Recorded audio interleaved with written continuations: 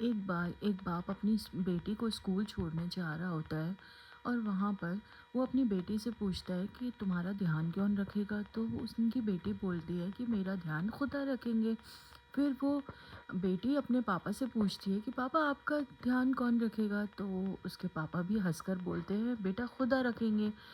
फिर daily life अपनी ज़िंदगी की भाग दौड़ और ज़िंदगी जीते जीते पैसा कमाने की और घर चलाने की व्यवस्थाएं बनाते बनाते रोज़मर्रा के काम करते करते उसका बाप इतना चिड़चिड़ा हो गया कि इतना काम का प्रेशर, इतना घर की टेंशन, लोन्स, ईएमआईज़ और जो भी डेली रूटीन हमारा होता है वो इतना चिड़चिड़ा हो गया कि उसे रात में चैन से नींद भी नहीं आई और इतना उसने बर्डन ले लिया अपने ऊपर, वो ये भूल गया कि हमारा ध्यान खुदा रखेंगे और इस चीज़ को बिल्कुल भुला के अपना जीवन जीने लगा। अचानक उसकी बेटी का एक्सीडेंट हो गया और वो हॉस्पिटल में था।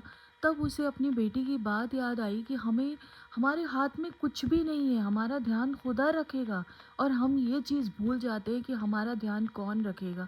और हम अपने डेली लाइफ में अपनी ज़िंदगी की भाग दौड़ में, पैसा कमाने की मशक्क़त में, घर की ज़िम्मेदारियों में इतना ध्यान लगा लेते हैं कि हम असली खुदा को भूल ही जाते हैं। हमें याद ही नहीं रहता कि वो क्या करेगा। कोई भी सिचुएशन हमारे हाथ में नहीं होती।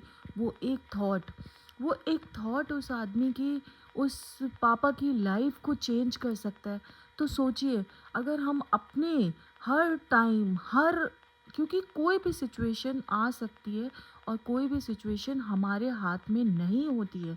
तो ये चीज़ हमें एक्सेप्ट करनी पड़ेगी और हमें ये चीज़ ध्यान करनी पड़ेगी, हमें ये चीज़ सोचनी पड़ेगी कि हमें सिर्फ़ और सिर्फ़ उस निरंकार से, उस परमात्मा से अपना विश्वास और नाता जोड़ के रखना है।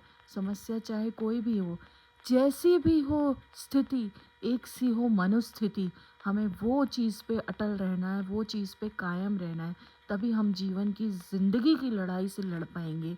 ये एक अपने आप को एक अडिग खड़ा रखना है कि नहीं, जो भी सिचुएशन आए हमें बिल्कुल स्ट्रिक्ट रहना है अपने उसूलों पर और इसने